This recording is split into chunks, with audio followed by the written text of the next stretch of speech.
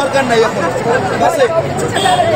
এদিকে তাকাও, সামনে তাকাও সবাই। বলি আমার সকল ভাইরা বোনেরা যারা মারা গেছে তাদেরকে কিন্তু এখন পর্যন্ত তাদের খুনিদের শনাক্ত করা হয়। সরকার যদি আমাদের সাথে একমত না হয় তাহলে এটার সামনে এটা কর্মসূচি আমরা আরো বাড়িয়ে দিব, সেটা আপনাদের পরে জানাবো। তবে পদক্ষেপ আমরা বৃহত্তর থেকে বৃহত্তর হতে যাব।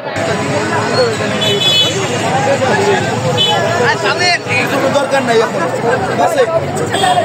এদিকে তাকাও, সামনে তাকাও সবাই। সাধারণ দেশের নাগরিক হিসাবে আমি যুদ্ধ দেখিনি, আমি ভাষা আন্দোলন দেখিনি, কিন্তু আমার ছোট ভাই বোনেরা যে আজকে তাদের অধিকার আদায়ের জন্য রাস্তায় নেমেছে এবং তাদের জীবন দিতে হয়েছে তাদের অধিকার আদায়ের জন্য, সেই অধিকার আদায় তারা এখনও করতে পারেনি। এবং সেই অধিকার আদায়ের জন্য যে ন্যায্য দাবি তাদের ছিল সেটা হয়তো তারা এখনও সরকারের কাছ থেকে প্রত্যাশারূপভাবে তারা পাচ্ছে না। এবং তাদের এই বর্বর আচরণের কারণে আমাদের ছোট ছোট ভাই বোনেরা আজকে লাশ হয়ে ঘরে ফিরতেছে। এই দাবি সরকার কিভাবে আমাদেরকে ফিরিয়ে দিবে? একটা স্বাধীন দেশে আপনি কখনোই একটা নিরস্ত্র মানুষকে গুলি করে হত্যা করতে পারেন না। এটা প্রতিবাদ, আমরা এখানে প্রতিবাদ জানাতে এসেছি। সব বাচ্চাই আমাদের বাচ্চা, আমাদের শুধু ঘরের বাচ্চারাই আমাদের না, সবাই আমাদের বাচ্চা। আমাদের সবার জন্যই আমাদের নামতে হতো। ছোট ছোট বাচ্চারা যে এই যে গুলি খেয়ে মারা গেল, হ্যাঁ, এদের এদের এদের দায় কাদের? আমাদেরও দায় আছে, তাই না?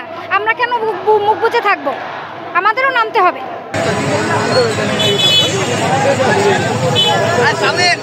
দরকার নাই এখন